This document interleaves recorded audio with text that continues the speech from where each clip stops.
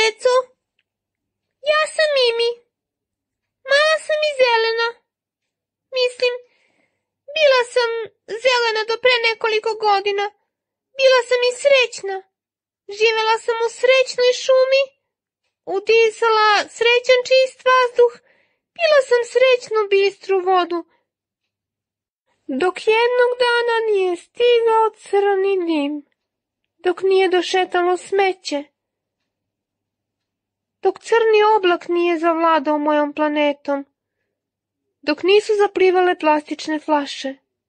Moja planeta bila je srećna i čista, a danas je nikakva i tužna.